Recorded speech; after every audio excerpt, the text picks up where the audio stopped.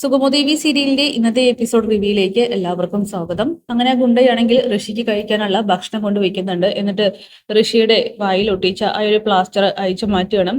ഋഷിയാണെങ്കിൽ പൊട്ടിത്തെറിക്കുന്നുണ്ട്. എത്ര ദിവസമായി എന്നെ ഇവിടെ കെട്ടിട്ടിരുന്ന് എന്നെ നയിച്ചു വിടുന്ന് പറയുമ്പോഴേക്കും ആ ഗുണ്ട വേഗം തന്നെ ഋഷിയുടെ ചെകിടത്ത് നോക്കിയൊന്ന് കൊടുക്കുകയാണ്. ഡാ തിളയ്ക്കല്ലേടാ, ദേ ഈ ഭക്ഷണം കഴിച്ചെന്ന് പറഞ്ഞുകൊണ്ട് ആ കെട്ടം കഴിച്ചു വിടുകയാണ്. അങ്ങനെ ഋഷി ഒരു നിമിഷം ആലോചിച്ച് നിൽക്കുന്നുണ്ട്. ആ ഗുണ്ടയാണെങ്കിൽ പുറം തിരിഞ്ഞു നിൽക്കുമ്പോൾ അയാൾക്കിട്ടൊരു ചവിട്ട് കൊടുക്കുകയാണ്. എന്നിട്ട് അയാളെ ആ റൂമിൽ പൂട്ടിയിട്ടിട്ട് ഓടി രക്ഷപ്പെടാനായിട്ട് ശ്രമിക്കുമ്പോഴേക്കും ആ ഗുണ്ടയാവട്ടെ ഒരു വിസിലടിക്കുന്നുണ്ട്. ഋഷിയാണെങ്കിൽ മെയിൻ ഡോറിന്റെ അവിടേക്ക് എത്തുമ്പോഴേക്കും രണ്ട് ഗുണ്ടകൾ അവിടെ കാവൽ നിൽക്കുന്നു. പെട്ടെന്നാണ് അവന്റെ ദേഹത്തേക്ക് വലിയൊരു പ്രഹരം വന്ന് വീഴുന്നത്. അത് മറ്റാരുമല്ല, പ്രകാശാണ്. അവനാണെങ്കിൽ ആകെ ഷോക്കാവുന്നു. ഋഷിക്കാണെങ്കിൽ പ്രകാശ് ആരാണെന്ന് മനസ്സിലാവുന്നില്ല. ഹായ് ഋഷി, ഋഷിക്ക് എന്നെ മനസ്സിലായോ? ഞാനാ ഋഷിയെ തട്ടിക്കൊണ്ടുവന്നിരിക്കുന്നത്. എന്റെ പേര് പ്രകാശ്. ഇപ്പോഴേ ഋഷി, ഞാൻ പറയുന്ന കാര്യം മാത്രം അനുസരിച്ച് കുറച്ച് ദിവസം മുന്നോട്ട് പോകണം. അതുകൊണ്ടേ നല്ല കുട്ടിയായിട്ട് ചെന്ന് ഭക്ഷണം കഴിക്കും. ദേ ഇവനെ കൊണ്ട് ഇടെന്ന് പറഞ്ഞുകൊണ്ട് പ്രകാശ് ആണെങ്കിൽ ആ ഗുണ്ടകളോട് തിരിച്ച് റൂമിലേക്ക് എന്നെ കൊണ്ടുപോകാൻ പറയുകയാണ്. അങ്ങനെ ഋഷി ചവിട്ടി വീഴ്ത്തിയ ഗുണ്ടയാവട്ടെ വീണ്ടും ഋഷിയെ കെട്ടിയിടുന്നുണ്ട്. വീണ്ടും അടിക്കുകയാണ് ചെയ്യുന്നത്. തുടർന്ന് പ്രഭാവതിയാണെങ്കിൽ രാധികയെ ഫോണിൽ വിളിക്കുന്നുണ്ട്. രാധിക, ഞാനിപ്പോ ഒരു സുഹൃത്തായിട്ടാണ് രാധികയെ വിളിക്കുന്നത്, അല്ലാതെ അമ്മായിയമ്മ മോളുടെ അമ്മായിയമ്മയായിട്ടല്ലെന്ന് പറയുമ്പോൾ എന്താ പ്രഭാവതി, എന്താ കാര്യം? അത് എനിക്ക് ഒരു സംശയമുണ്ട്. ദേവിക വിചാരിച്ചാൽ നന്ദനെ എപ്പോഴോ കണ്ടെത്താമായിരുന്നു. കാരണം ഇവിടുത്തെ ദേവികയും സിദ്ധുവും ഒക്കെ തന്നെ രാഷ്ട്രീയത്തിൽ വലിയ പിടിപാടുള്ള കൂട്ടത്തിലാണല്ലോ. പോരാത്തതിന് ദേവിക MLA-യും. പക്ഷെ ദേവിക എന്തോ ഈ കാര്യത്തിൽ ഉഴപ്പുന്നുണ്ടെന്ന് തോന്നുന്നു. അവൾക്ക് നന്ദനോട് എന്തെങ്കിലും ദേഷ്യമുണ്ടെന്നൊക്കെ ചോദിക്കുമ്പോൾ പ്രഭാവതിക്ക് തെറ്റി. പ്രഭാവതി എന്റെ മോളെ മനസ്സിലാക്കിയിട്ടില്ല, അതുകൊണ്ടാണ് ഇങ്ങനെയൊക്കെ പറയുന്നത്. അയ്യോ രാധിക, തർക്കിക്കാനല്ല വിളിച്ചത്. എന്റെ മനസ്സിലൊരു സംശയം. ദേവിക നന്ദനെ സ്നേഹിക്കുന്നുണ്ട്, എനിക്കറിയാം. സ്നേഹിക്കുന്നുണ്ടെന്ന് വെറുതെ പറഞ്ഞാൽ പോരാ, അവൾക്ക് നന്ദൻ എന്ന ലോകമാണ്. സത്യം പറഞ്ഞാൽ പ്രഭാവതിക്ക് അവളെപ്പോലൊരു മരുമകളെ കിട്ടിയതും അതുപോലെ നന്ദൻ അവളെപ്പോലൊരു ഭാര്യയെ കിട്ടിയതും ഭാഗ്യം ചെയ്ത കൂട്ടത്തിലായിരിക്കണം നിങ്ങൾ. കാരണം അത്രയ്ക്കും നല്ലവളാണ്. എന്റെ മോളായതുകൊണ്ട് പറയുന്നതല്ല. അവൾ ശരിക്കും ഒരുപാട് സഹിക്കുന്നുണ്ട്. സ്വന്തം ഭർത്താവിനെ ജീവന് തുല്യം സ്നേഹിക്കുന്ന ഭർത്താവിനെ കാണാൻ പാടാത്ത രീതിയിൽ ഒരു സ്ത്രീക്കൊപ്പം കണ്ടു. അതും അവൾ സഹിച്ച് ഇറങ്ങി വന്നെങ്കിലും പിന്നീട് അവൾ നന്ദനൊരു ആപത്തെന്ന് പറഞ്ഞപ്പോൾ തിരിച്ചു വന്നിരിക്കുന്നു. നിങ്ങളെ സഹായിക്കാനായിട്ട് കൂടെ നിൽക്കുന്നു. അതൊന്നും മനസ്സിലാക്കാതെ ഒരിക്കലും ദേവിയെ കുറ്റപ്പെടുത്തരുതെന്ന് പറയുമ്പോൾ അയ്യോ, കുറ്റപ്പെടുത്തിയതല്ല, പക്ഷെ എന്തോ അവൾക്ക് എന്തെങ്കിലും ദേഷ്യം കാരണം കൊണ്ട് ഉഴപ്പ് കാണിക്കുന്നതാണോ എന്നൊരു ഡൗട്ട്. എന്നെ ഒരു മകനെ കാണാതായ അമ്മ എന്നുള്ള രീതിയിൽ പരിഗണിച്ച് എന്റെ വിഷമം തിരിച്ചറിഞ്ഞ് രാധിക അവളോട് കാര്യങ്ങൾ ചോദിച്ച് മനസ്സിലാക്കണം. ഒരു മകളുടെ മനസ്സ് അല്ലെങ്കിൽ ഒരു മക്കളുടെ മനസ്സ് മനസ്സിലാക്കാൻ അമ്മമാർക്കല്ലാതെ മറ്റാർക്ക് സാധിക്കും? അതുകൊണ്ട് എനിക്ക് വേണ്ടി രാധിക ഇത് ചെയ്യണമെന്ന് പറയുമ്പോൾ തീർച്ചയായിട്ടും ഞാൻ എന്റെ മോളോട് ചോദിക്കാം, പക്ഷെ അവളെ ഒരിക്കലും സംശയിക്കരുതെന്ന് പറഞ്ഞുകൊണ്ട് പ്രഭാവതിയെ ആശ്വസിപ്പിക്കുകയാണ് രാധിക. ശേഷം പ്രകാശ് ആണെങ്കിൽ ഒരു കിടിലൻ അഭിനയം തന്നെ നന്ദന് മുന്നിൽ കാഴ്ചവെക്കുകയാണ്. പ്രകാശ് വെപ്രാളത്തോട് കൂടിയിട്ട് നന്ദൻ ഇരിക്കുന്ന റൂമിലേക്ക് വരുന്നുണ്ട്. എടാ നന്ദ, നന്ദ, ഞാൻ ആകെ പേടിച്ചു പോയടാ. എന്താ എന്താ പ്രകാശ്? അതെ, ആ ഋഷിയുടെ പ്രേതം, അവനെ ഞാൻ കണ്ടെന്നേ. എന്ത്, ഋഷിയുടെ പ്രേതത്തെ കണ്ടെന്നോ? അതെ, ഞാൻ കണ്ടു. നീ കാണാറില്ലേ? അതുപോലെ ഞാനും കണ്ടടാ. ഞാനേ വരുന്ന വഴിക്ക് അവിടെ ഒരു വളവുണ്ട്, അവിടെ വെച്ച് ആരോ പരുങ്ങുന്നത് പോലെ കണ്ടു. ചെന്ന് നോക്കിയപ്പോൾ ഋഷിയുടെ പ്രേതം. ഞാൻ കരുതിയത് നിന്നെ തട്ടിക്കൊണ്ടുപോകാനായിട്ട് ആരെങ്കിലും വന്നായിരിക്കുമെന്നാണ്.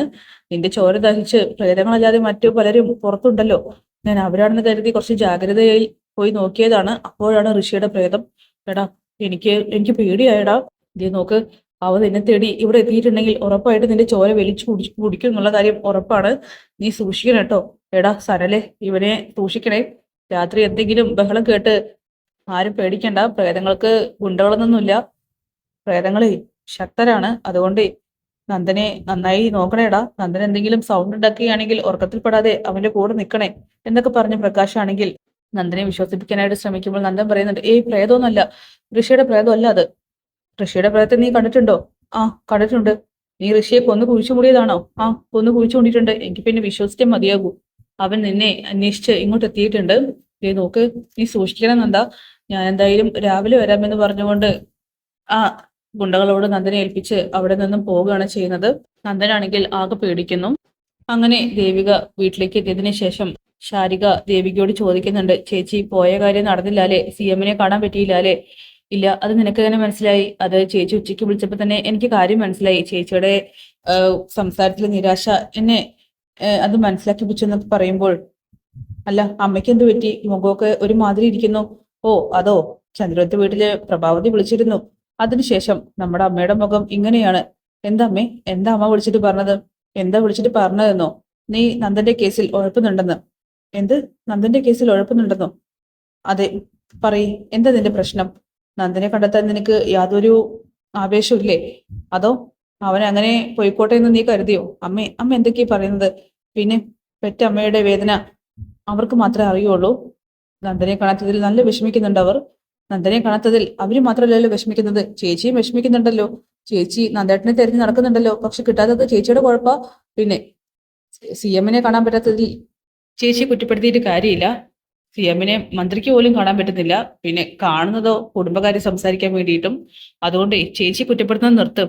അങ്ങനെ ദേവിക പറയുന്നുണ്ട്, എല്ലാവരും ഫ്രീ ആയിട്ട് ചവിട്ടി മതിക്കാൻ പറ്റുന്നത് പോലെയാണ് എന്നോട് പെരുമാറുന്നത്. അല്ല, നിങ്ങൾക്ക് എല്ലാവർക്കും എന്നെ കാണുമ്പോൾ എന്താ തോന്നുന്നത്? ഞാൻ ശരിക്കും ആത്മാർത്ഥതയോട് തന്നെയാണ് നന്ദനെ അന്വേഷിച്ചുകൊണ്ടിരിക്കുന്നത്. മറ്റാരേക്കാൾ ആവശ്യം എനിക്കുണ്ട്. പിന്നെ എന്റെ ആത്മാർത്ഥത ആരെയും ബോധ്യപ്പെടുത്തണമെന്ന് ഞാൻ ആഗ്രഹിക്കുന്നില്ല.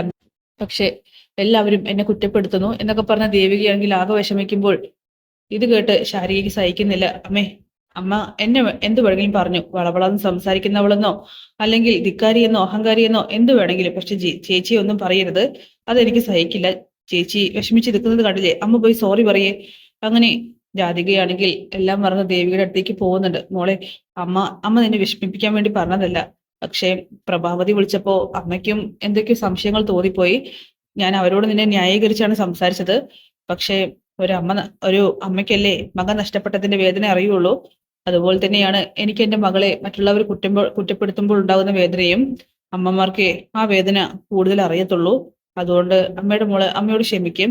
നന്ദനെ കണ്ടെത്താൻ നീ ആത്മാർത്ഥതയോടുകൂടി തന്നെയാണ് പ്രവർത്തിക്കുന്നതെന്ന് അമ്മയ്ക്ക് അറിയാമെന്നൊക്കെ പറയുമ്പോൾ ദേവികയാണെങ്കിൽ ആകെ വിഷമിക്കുന്നു.